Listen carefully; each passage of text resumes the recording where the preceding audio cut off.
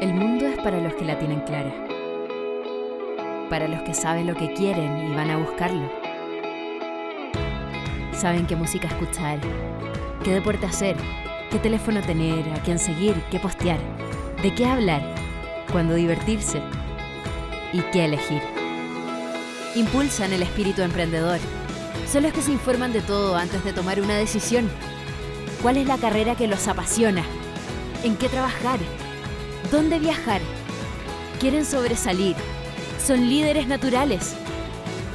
Impulsan, aprenden, emprenden, apoyan y enseñan.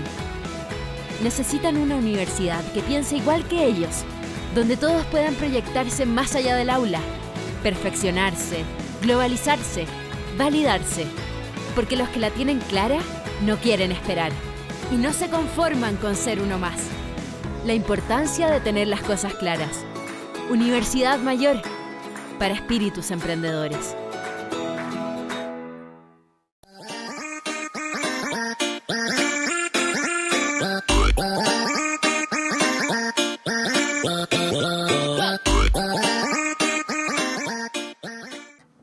Buenos días, chicos. ¿Qué tal este heladísimo día que estamos en esta primavera tan extraña que nos tocó?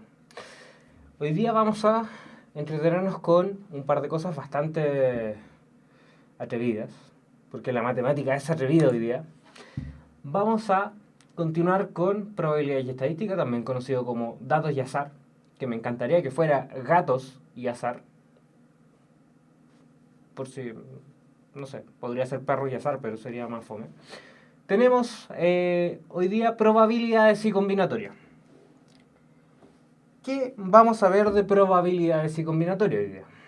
Vamos a hacer un experimento que estoy muy seguro de que a todos les va a interesar, o a la gran mayoría. ¿Por qué? Porque yo sé que ustedes han tenido la tentación de agarrar la PSU y tirarla al azar. Entonces hoy día vamos a contestar la pregunta: si respondemos toda la PSU al azar, ¿cuánto puntaje obtenemos? ¿Me parece interesante? A mí sí. Y si no me pareciera interesante, es un poco triste, porque me quedan como 50 años más enseñando esto mismo. Entonces, antes de que me deprima, le traje el spoiler de que no vale la pena. Así como si usted está viendo el video en YouTube y vio como esta partecita nomás, así como ¿conviene o no conviene? No, no le conviene. ¿Por qué? Vamos a ver qué fundamentos detrás de la matemática hay, qué teoría interesante tenemos por ahí, desde dónde se justifica. Entonces, tenemos dos casos interesantes. El mejor caso, que sacamos los 850, muy poco probable, y el peor caso, que sacamos 150 puntos, que es mucho más probable que los 850. Pero no vas a jugar con el mejor ni peor caso. Eso tiene que ver con distribución binomial, que se justifica con toda esta combinatoria que vamos a ver hoy día.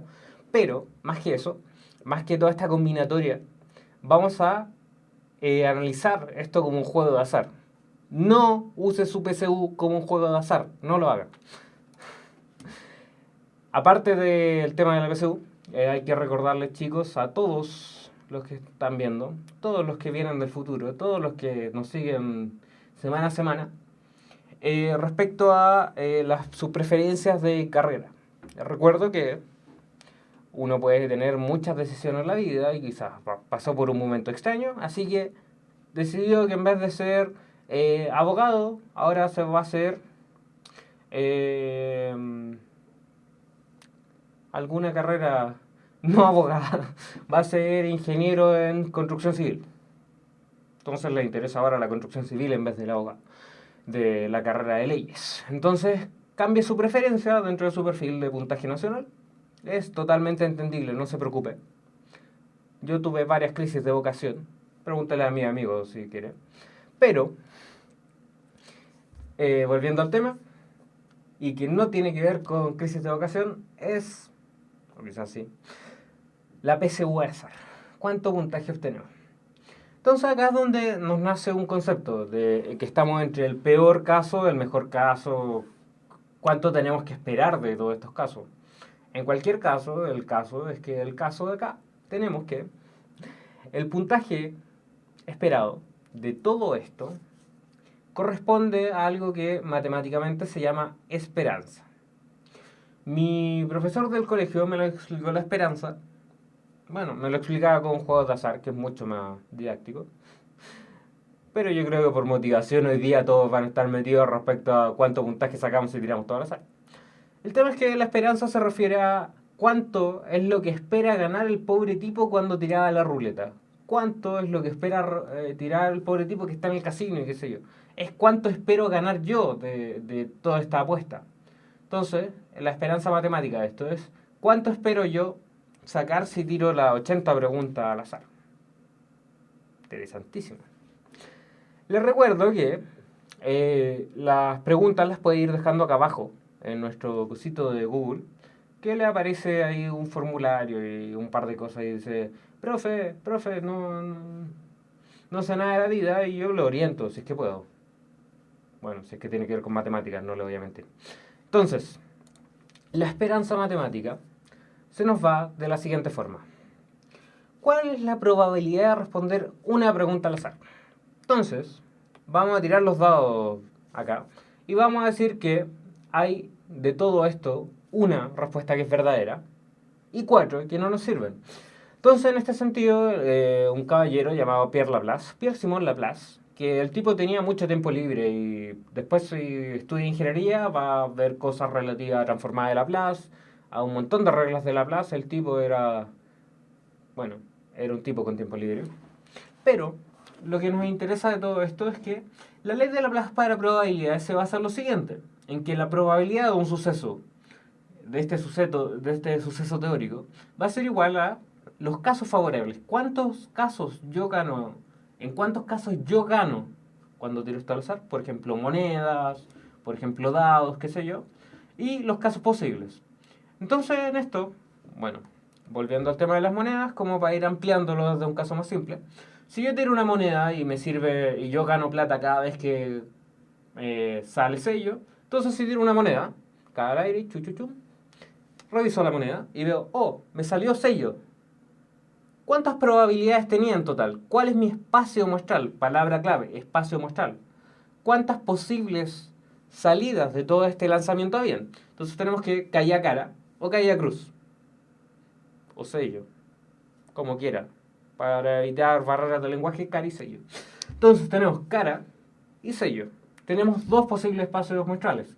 Pero a nosotros nos favorecía solamente uno de estos dos. Si yo le pregunto cuántas son las probabilidades de que caiga cara o sello, estoy como queriendo ganar sí o sí. Entonces, en este caso, la ley de Laplace para nuestro experimento aleatorio es el siguiente. Nosotros tenemos 5 preguntas, 5 respuestas posibles, A, B, C, D, de las cuales 4 no me sirven, de las cuales yo me quedo solamente con una. Entonces, en eso vamos a asumir de que hay una pregunta de las 5 que me sirve. Espero haber tenido su atención en esto. Espero que todos estén temblando al frente de su computador. ¿Por qué? Porque significa que la probabilidad teórica de lanzar una pregunta al azar es de un 20%, o 0.2 si quieren acá. Pero ¿este va a ser su valor esperado de las 80 preguntas? No. Van a ser un quinto. El valor esperado de esto va a ser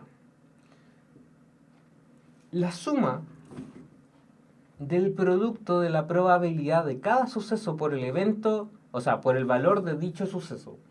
¿Qué quiere decir este pequeño trozo clave de la clase? Quiere decir, ¿cuánto gano yo por responder correctamente? ¿Y cuál es la probabilidad de que lo responda correctamente? Suena extraño, profe. ¿Cuánto gano yo después de haber tirado todas estas preguntas al azar? Entonces usted va a ganar una respuesta correcta si es que acerta este 1 de 5 y va a tener un 20% de que acerte esa respuesta correcta. Entonces, ¿qué es lo que hace? 1, el valor, o sea, el valor que obtengo si es que gano, por la probabilidad de que gane. ¿Cuántas veces? 80. 80 preguntas, 80 veces.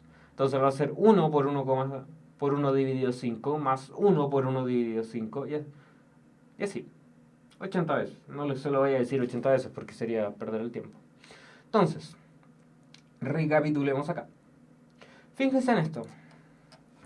Dentro del tema de probabilidades y de eventos, sucesos, espacio muestral, aparecen dos conceptos claves que son sucesos dependientes y sucesos independientes.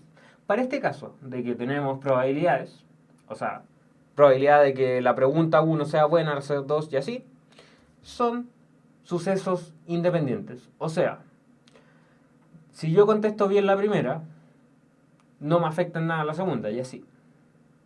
Entonces, por ejemplo, sucesos independientes, otros sucesos independientes son, por ejemplo, el lanzamiento de... déjenme ver dónde está el plumón. Ahí está el plumón. Está escondido. Entonces, por ejemplo, sucesos independientes es lanzar una moneda. Oh, de nuevo está en celeste. Vamos a borrarlo. No, vamos a querer un color... No, color dinero. Entonces, tenemos, por ejemplo, una moneda. Y tenemos cara y tenemos sello. Este va a ser nuestro espacio muestral. Si yo lanzo una vez la moneda, tenemos 50 y 50 de que salga bien. Entonces tenemos 50 sellos, 50.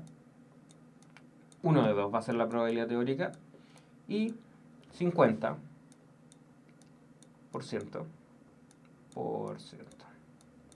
de que nos salga sello. Entonces, ¿cuál va a ser la probabilidad de que en la primera me salga cara? 50. ¿Cuál va a ser la probabilidad de que en la segunda me salga sello? Si yo lanzo 2 veces. ¿Va a importar realmente cuál es el lanzamiento de la primera? Si yo lo planteo así, si digo, ¿cuál es la probabilidad de que al lanzar 2 caras, al menos una de ellas sea sello? Y ahí es donde entra de nuevo el concepto de esperanza. Entonces, son sucesos independientes cuando no dependen entre ellos. Me estoy dando vuelta como con las mismas palabras. Son sucesos dependientes cuando, dado cierto caso, el siguiente afecta. Por ejemplo, si yo tengo que, dado que en la primera me salga cara, se lo ilustro de esta forma, porque si no va a quedar un balbuceo más o menos de palabras. Entonces tenemos cara y tenemos sello. Asuma que esto es... Ahí sí. Asuma que esto es cara. Entonces de nuevo tenemos 50 y 50%. ¿Cuál va a ser la probabilidad de que yo obtenga en la primera sea cara, de acá, y en la segunda sea sello? En ese orden, no en ningún otro. No sello y cara. Entonces ahí es donde usted tiene que darse cuenta de que estas probabilidades sí dependen una de la otra. ¿Por qué? Porque hay un 50% de que la primera sea cara y después hay un 50% de nuevo de que la segunda no sea cara. O sea, sí. Cuando las probabilidades dependen una de la otra, significa de que tenemos que, concepto clave, probabilidades dependientes. O sea, sucesos, disculpen, se me fue la onda con el fantasma de la matemática que apareció de nuevo. Entonces, probabilidades de nuevo, volvamos al tema, 50 y 50. Entonces tenemos un suceso y el siguiente suceso, dado que ya tenemos una cara, el siguiente suceso depende de que ocurra esto. Entonces tenemos que, nos sirve solamente esta combinación. ¿Cuáles son las probabilidades de que ocurra? Son 50, lo voy a anotar como un medio, por el siguiente, que va a ser un medio. Tenemos un medio y un medio, y esto va a ser un cuarto. Entonces hay una de 4 posibilidades de que el suceso ocurra, de que salga la primera cara y la segunda sello. Fíjense que acá de nuevo tenemos 50 y 50, pero es distinto este 50 y 50 de... es porque es dado este caso, ocurre este. Pero es distinto si tenemos, por ejemplo, obtener al menos una cara de dos lanzamientos de monedas. Eso es muy probable. Obtener, por ejemplo, una cara y al menos un sello de dos posibilidades. Ahí tenemos 2 de 4. En el otro tenemos 3 de 4. Entonces, ¿cuáles son las posibilidades que nos sirven de todo esto? ¿Cómo definir los espacios muestrales de esto? ¿Cómo darse cuenta cuando las cosas son dependientes o independientes? Eso requiere mucho ejercicio. Requiere que razonen bastante con el tema de cuándo depende y cuándo no depende. Y eso está dado más que nada por el contexto. En este caso, como tenemos que son un montón de sucesos independientes y estamos hablando de la esperanza de cada uno de ellos, en el fondo lo que hacemos es sumar la esperanza de uno, más la esperanza del otro, más la esperanza del otro. ¿Por qué? Porque en el fondo usted quiere saber cuánto puntaje más o menos va a sacar, si tira todo al azar. Entonces tenemos que, básicamente, el puntaje que voy a obtener en el 1, el puntaje esperado que yo voy a obtener en el 1 va a ser el valor, una respuesta buena, por su probabilidad, 1 en 5. Entonces tenemos 1 en 5 por 1, más 1 en 5 por 1, más 80 veces. Entonces eso nos va a dar, básicamente, 80 por 1 en 5. ¿Cuánto nos da eso? La pizarra mágica nos dice acá que 80 por 1 en 5, como ya venía pauteado y venía calculado, nos va a dar 16 preguntas buenas en total, si tiramos las 80 al azar. ¿Y cuánto corresponde eso? A 425 puntos, así que no se lo recomiendo para nada. Yo sé que usted puede sacar más que eso. Respecto a todo esto, lo dejo a su azar. Pero la pregunta de qué es lo que ocurre acá. ¿Por qué yo le estoy diciendo que su valor esperado o su puntaje esperado va a ser 16 preguntas buenas? ¿Qué está ocurriendo acá?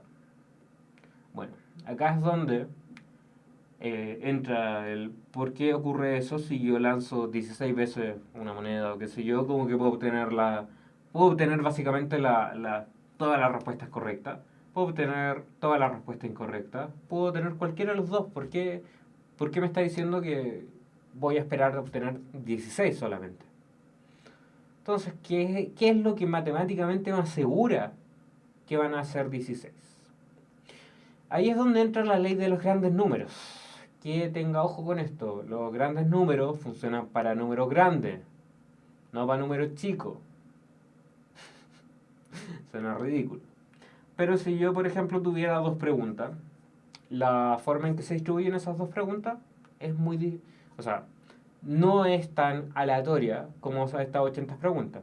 Entonces, ahí es donde entra la ley de los grandes números. Quiere decir que yo tengo 80 preguntas y, spoiler, para la próxima clase de distribución binomial, es como si yo tuviera 80 casillas de esto. O 80... disculpen. ¿Son 80 casillas? Ya. Son de este tablero de Galton. Si no lo conoce, le recomiendo googlearlo ahora mismo. El tablero de Galton que tenemos, por ejemplo, acá, y la pelotita tiene la posibilidad de que irse a la derecha o irse a la izquierda. Derecha puede ser puede ser acierto.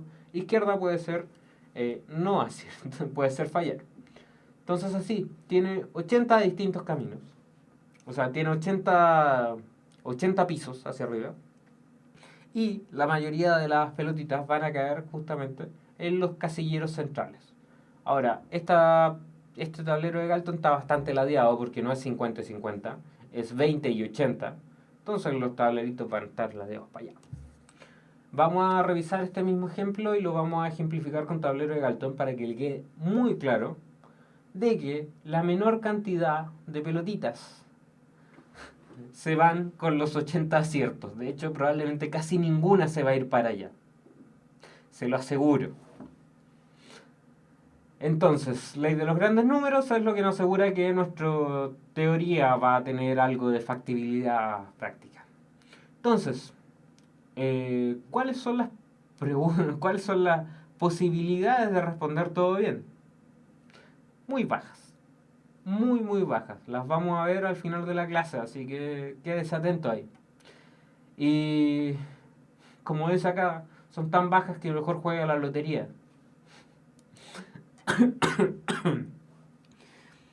Pero para llegar a todo esto, a toda esta motivación de calcular el puntaje PSU, después de pasarlas por la esperanza, de pasar por todas estas cosas, eh, tenemos que entrar en el reino de la combinatoria. ¿Qué es lo que se refiere a combinatoria? Bueno, combinatorias son básicamente el análisis de estos experimentos aleatorios. Quiere decir que son repetibles, que tienen algunas características donde no hay alguien metiendo mano para, como por ejemplo el fantasma que estaba por ahí, no hay alguien metiendo mano para, eh, ¿cómo se llama esto cuando? Para trucar los resultados. Entonces, por ejemplo, el lanzamiento de una moneda, el experimento aleatorio clásico, y el experimento aleatorio que probablemente le aparezca dentro de la PSU, y el lanzamiento de un dado de 6 caras, y el lanzamiento de... ¿qué otra cosa? Dentro de algunos colegios se enseñan los problemas de naipes, de cuál es la posibilidad de sacar una carta de una baraja de tanto. Dentro de la PSU me he dado cuenta que nunca te preguntan por naipes. Y nunca te preguntan por naipes porque en el fondo tiene que ver con tu background que tengáis respecto a naipes. Si cachai que estos naipes son de, qué sé yo, carta española, que son de cualquier otra cuestión, no tenéis idea qué tipo de naipes son. Y es como, leéis la preguntáis como naipe inglés. Miráis al examinador, miráis el techo, miráis todo el lado y todavía seguís sin saber qué son un naipe inglés. Y eso es solamente una barrera de cosas que no tienen que ver con matemáticas, ¿no? Entonces, naipes, dejémoslo de lado. Lo que nos va a interesar hoy día son monedas. Vamos a ver un poco de dados y vamos a ver algunos algunas cosas de combinatoria respecto a combinaciones. Por ejemplo, el número de patentes posible, qué sé yo. Entonces, tiro una moneda. Tengo dos opciones. Tengo la opción de que salga cara o que salga sello. Trivial. Si sale cara y tiro la siguiente moneda, es probable que me salga cara o me salga sello. Entonces esto me abre dos posibilidades. Me abre la posibilidad de cara y sello en la segunda. Después, si tiro la segunda moneda y me salió sello en la primera, tenemos dos posibilidades así. Ahora, fíjense cuál va a ser para estos sucesos, que son dos posibles opciones. Tenemos 2 elevado a 1 acá. O sea, tenemos 2 solamente. Tenemos acá 2 elevado a 2 posibilidades. Voy a hacer mi espacio muestral. El total de las opciones son 2. Acá son 2 a la 2. Para 3 monedas, tenemos cara a cara, sello sello y etcétera. ¿Cierto? En total vamos a tener 2 elevado a 3, vamos a tener 8 opciones. ¿De dónde viene esta dualidad? Este ir multiplicando por 2. Fíjense de que si tenemos una cadena, ojo que las cadenas en general se anotan cara, sello, cara y así. Lo van anotando así. Entonces, si anotan esa cadena, ¿qué es lo que ocurre acá? ¿Por qué van teniendo eso? Porque en cada uno de los eventos, entonces el lanzamiento 1, tenemos la posibilidad de que esto sea cara o sea sello. Después, en el segundo lanzamiento, tenemos que sea cara o sea sello. En el tercer lanzamiento, que sea cara o que sea sello. Entonces, ¿cuáles son las posibilidades de esto? Las posibilidades totales. Acá tenemos 2 por 2 por 2. Entonces, supongamos ahora el tema de un dado. ¿Le tinca? ¿Le tinca hacer un dado ahora? Porque esto parece bastante trivilín. Entonces, supongamos un dado. Voy a buscar mi mejor dado. Entonces, un dado de 6 caras. No de estos hexaedros, poliedros regulares extraños. Entonces ahí tenemos un 1. Y acá tenemos el 2.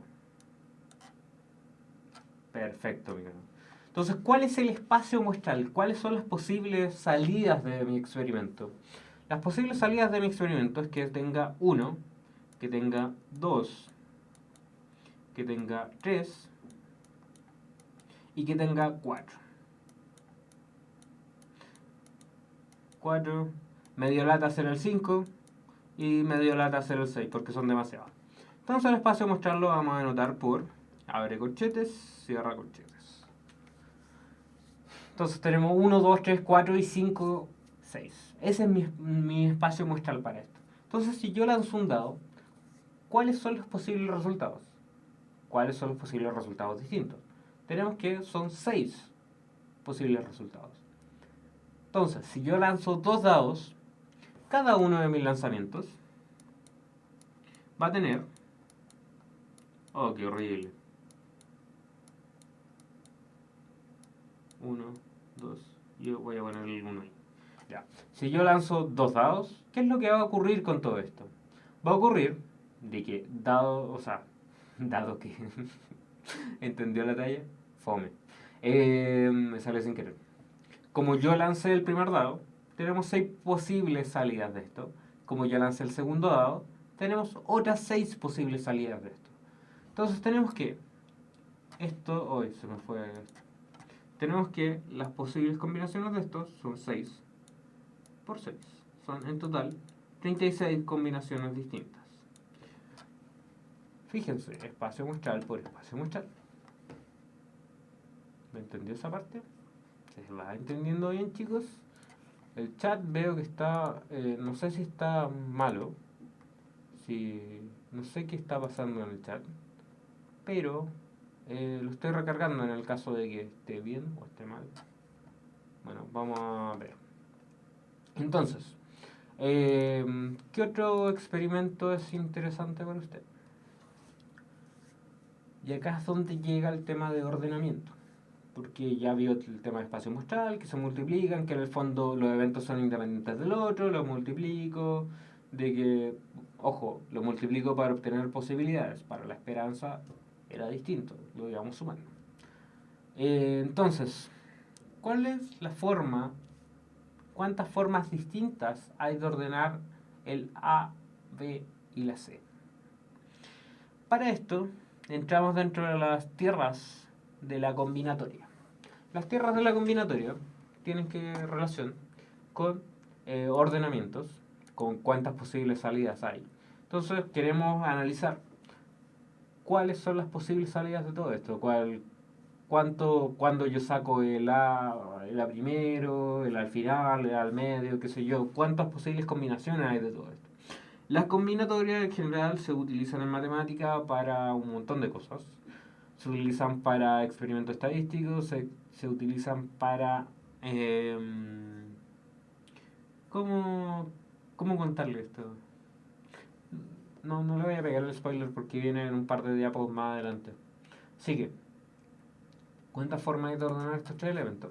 Y usted agarra su lápiz, como siempre, y dice A, B, C. Es una forma de ordenarlo. Después puedo mover la B y la C, la puedo permutar. Acá, B y C. Acá la cambio para allá, ok. El B, AC, después conservo el B y cambio de orden el A y el C. El C, AB y el C, BA. Entonces tenemos 6 combinaciones posibles. ¿Cuáles son las... ¿Cuál es la forma matemática de obtener esto? ¿Se dio cuenta?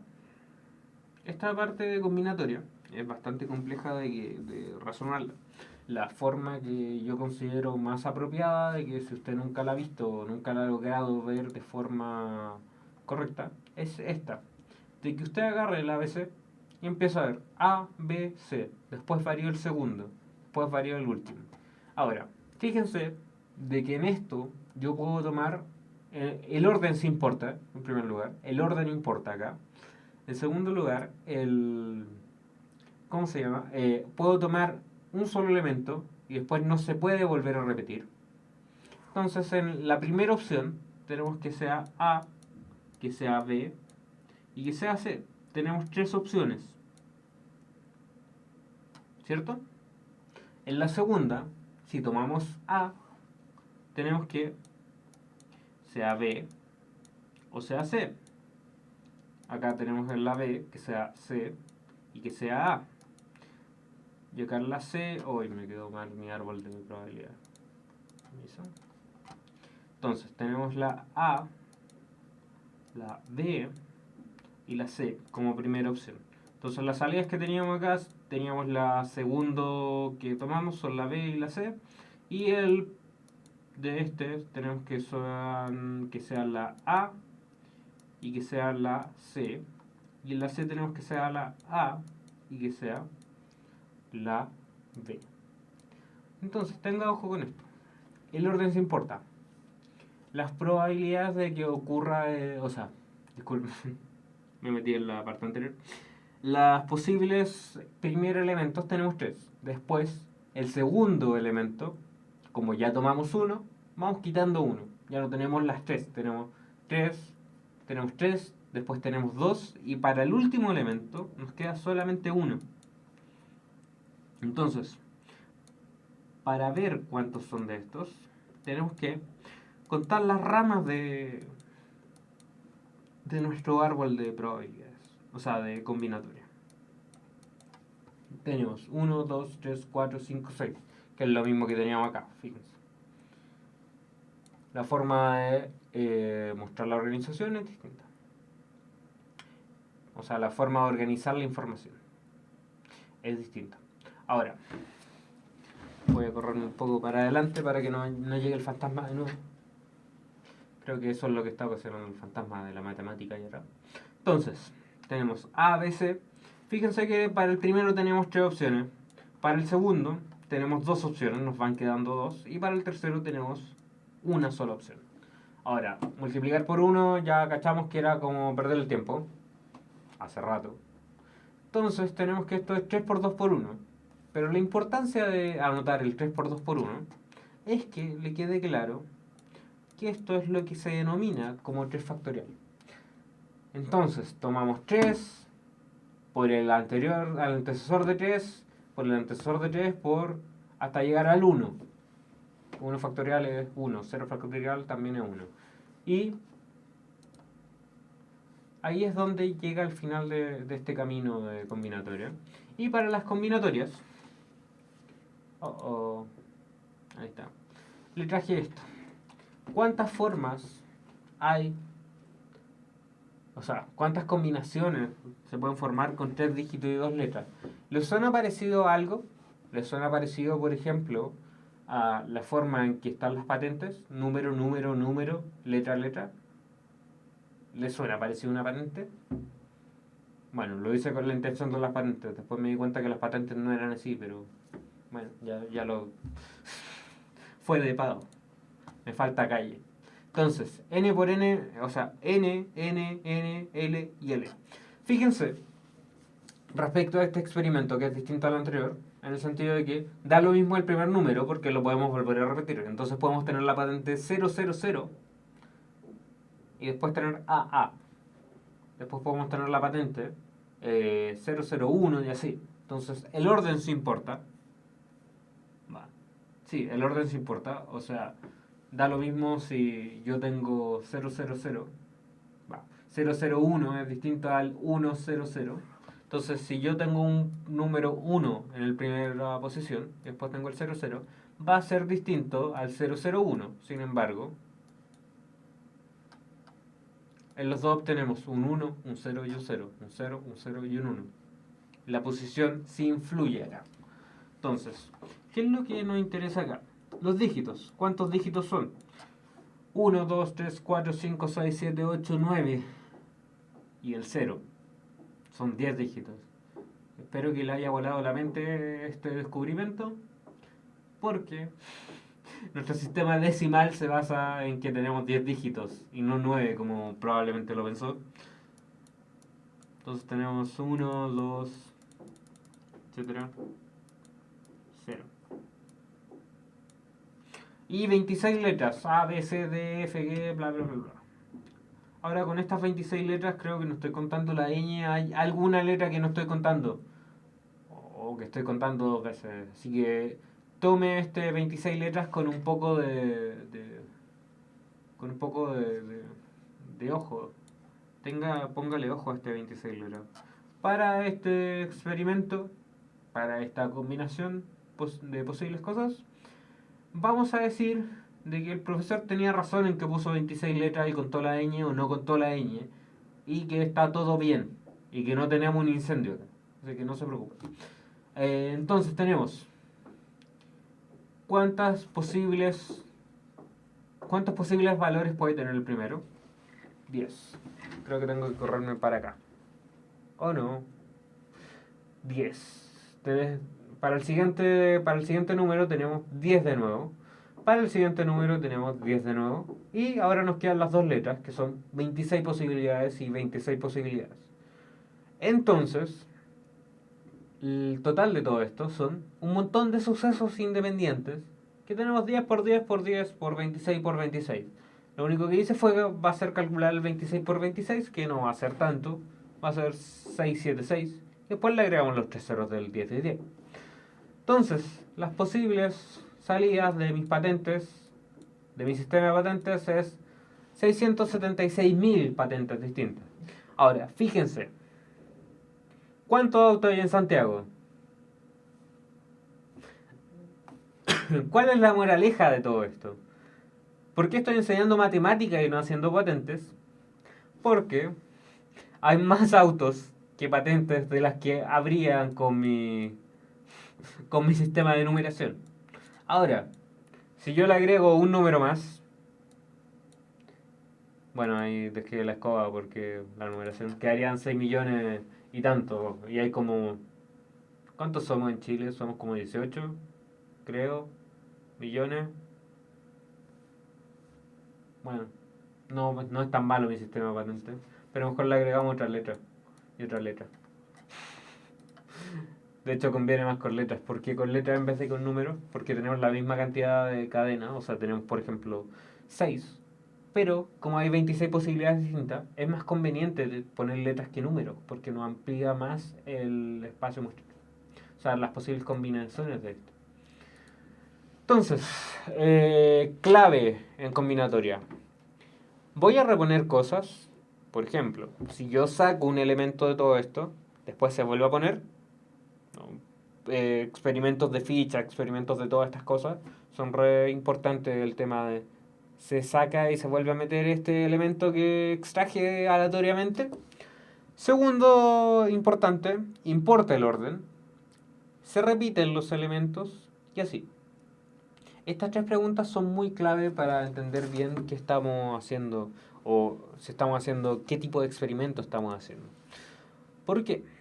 Porque la combinatoria es algo bastante extraño y que se llama m sobre n como variaciones. Las variaciones con repetición de m elementos tomados de n en n. Entonces, por ejemplo, si tenemos qué sé yo, 6 elementos, o volvamos a tomar el ABC que teníamos antes, A, B, C. Para ABC es bastante simple, porque si yo tomo dos elementos aleatoriamente de esto, va a querer decir que los posibles salidas va a ser el A y el B, solo dos elementos, ojo, el A y el B, el A y el C, el B y el C. ¿Importa el orden acá? Claro que sí. El C y el B. Y después tenemos el B y el A. Y el C y el A. Si es que importa el orden, entonces tenemos 6. Si es que no importa el orden, tenemos entonces 3 posibles salidas.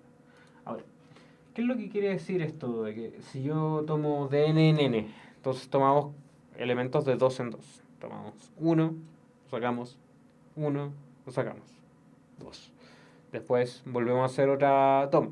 Volvemos a sacar elementos 1, 2 y así. Nos queda el A y el B y el C, el A y el C, todas las posibles combinaciones que ya teníamos anotadas antes, o sea, las primeras dos líneas al menos. Entonces, ¿esto cómo se calcula?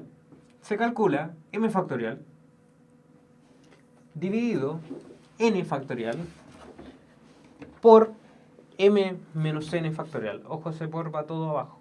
Entonces, si tuviéramos 3 elementos y lo tomamos de 2 en 2, quiere decir que esto es 2 sobre 3 factorial. En algunos libros y en algunos lados hay gente que lo pone con una b. Lo he visto con b variaciones de 2 sobre 3, combinatoria de 2 sobre 3 son equivalentes. A mí me gusta el paréntesis porque se asemejan a las matrices y son bonitas las matrices. Entonces, 2 sobre 3 es igual a el primero en factorial, fíjense, m, lo que puse arriba, dividido el n factorial por m sobre n. Entonces eso quiere decir sobre 1 factorial. Hoy anoté todo al revés, lo siento. Hoy que soy estúpido. Ignoremos esto. Esto nunca pasó, disculpen. Fue un lapsus. 3 sobre 2, ahí sí. Es igual a el primero, 3 factorial, dividido 2 factorial por 3 menos 2 factorial, que va a ser 3 menos 2 factorial. Ahora sí tiene sentido mis variaciones. Entonces tenemos que esto va a ser, esta es la parte bonita de esto, que nos queda 3 factorial, en el fondo tenemos 3 por 2 por 1, dividido 2 por 1, estoy poniendo definiciones nomás, por 1. Entonces tenemos que esto es 2 y esto es 3. Las posibles combinaciones y posibles salidas de esto, teniendo 3 elementos tomados de 2 en 2, son el A y el B. En el fondo que estamos haciendo que el orden no nos importe. Que AB, para efectos de este experimento con variaciones, AB es igual a BA. Ojo con esto, el orden no importa dentro de todo esto. Entonces, la combinatoria es bastante compleja y también implica de que razonen bien el tema de la repetición, el orden, los elementos se repiten, todas estas cosas hay que razonarlas bien y no nos va a alcanzar dentro de una hora o sea, dentro de una clase de una hora donde es más interesante hablar acerca de la primera parte de esperanza. Entonces, ¿qué es lo que les propongo para esta parte? Les propongo lo siguiente. Les propongo que veamos combinatoria y veamos todas estas partes de variaciones con la distribución binomial. ¿Por qué? Porque esta parte de acá, el m sobre n, lo vamos a ver como coeficientes de distribuciones binomiales. O sea, los coeficientes de las binomiales entre distintas cosas. Y lo vamos a ver también, ojo, si a usted le gusta el tema más algebraico, calculista, binomios de Newton ahí con el cálculo le metió el tremendo palo a la matemática como combinando un poco con combinatoria. Vea lo que dice, combinando con combinatoria. Tenga ojo con esto. ¿De qué? Volvamos para cerrar esta parte de la clase, vamos a volver a este experimento. Este experimento de cara y sello. Vamos a volver acá. ¿Por qué? ¿Se acuerda del triángulo de Pascal del que le hablé en algún momento? ¿Se acuerda del triángulo de Pascal del que su profesor le habló en algún momento? El triángulo de Pascal es ese maldito triángulo o bendito triángulo, dependiendo de qué tanto cariño le tiene usted, que decía más o menos de que tenía 1, 1, que eran los coeficientes 1, 2 y 1, 1, 3, 3 y 1, que curiosamente se asemejaban a los coeficientes de x más y, o a más b, como usted quiera. A mí me gusta x e y, elevado a n, donde n era igual a 1, o sea, teníamos la primera escalerita de esto, n igual a 2, y n igual a 3, y así seguimos. Donde esto lo armamos de la suma de estos dos, de 1 y 1, esto lo armamos de la suma de 1 y 2 y nos quedaba 3, y así 1, 2 y 1, y así el del medio nos quedaba 6, 4, qué sé yo. Entonces, lo importante del binomio de Newton, que usted relacione el binomio de Newton con todo esto, y que en el fondo vamos viendo y vamos orientándonos para el final de estadística, de datos y azar, es que tenemos dos eventos, un evento X y un evento Y. El evento X más el evento Y es lo que nos produce todas las posibles combinaciones, o sea, es 1. La probabilidad de que ocurra X o ocurra Y va a ser 100%, porque ocurre X o ocurre Y, son sucesos excluyentes, disculpen. Son sucesos excluyentes. Entonces ocurre X o ocurre Y. La suma de todos los sucesos excluyentes nos va a dar el total de la posibilidad, o sea, el 100%. Entonces, cuando tenemos X más Y y lo lanzamos, por ejemplo, dos monedas, tenemos la posibilidad de que nos salga cara y nos salga sello y cara. Cara, sello y sello, cara. Para efectos de esto, cara y sello y cara son lo mismo. ¿Por qué? Porque acá no nos importa el orden. Fíjense en esto.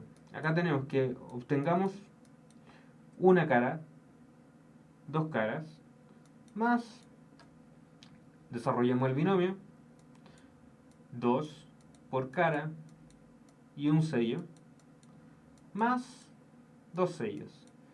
¿Se dio cuenta lo que estoy haciendo acá? Y todo esto va a ser igual a el 100%. Todo esto es lo mismo que lo que anoté acá. Para el lanzamiento de tres caras, usted puede relacionar el binomio, o sea, un binomio de X más Y elevado a 3. Entonces tenemos que las posibilidades son obtener tres caras, obtener dos caras y un sello, dos sellos y una cara, y obtener tres caras. Disculpen, estos son tres sellos. Ahí está, tres sellos. Y con los coeficientes asociados de 3 y estas cuestiones con 1. Eso. Relacione, revise, vea si es que el orden importa dentro de todo lo que está haciendo, vea si es que se repiten elementos, vea si es que se reponen elementos, vea la combinatoria y lo revisamos bien en la próxima clase con el tema de distribución binomial.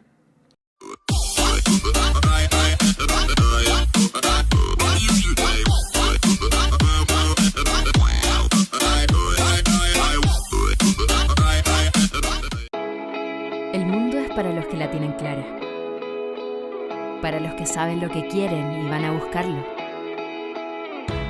Saben qué música escuchar, qué deporte hacer, qué teléfono tener, a quién seguir, qué postear, de qué hablar, cuándo divertirse y qué elegir. Impulsan el espíritu emprendedor. Son los que se informan de todo antes de tomar una decisión. ¿Cuál es la carrera que los apasiona? ¿En qué trabajar? ¿Dónde viajar? Quieren sobresalir. Son líderes naturales. Impulsan, aprenden, emprenden, apoyan y enseñan. Necesitan una universidad que piense igual que ellos, donde todos puedan proyectarse más allá del aula, perfeccionarse, globalizarse, validarse, porque los que la tienen clara no quieren esperar y no se conforman con ser uno más. La importancia de tener las cosas claras. Universidad Mayor, para espíritus emprendedores.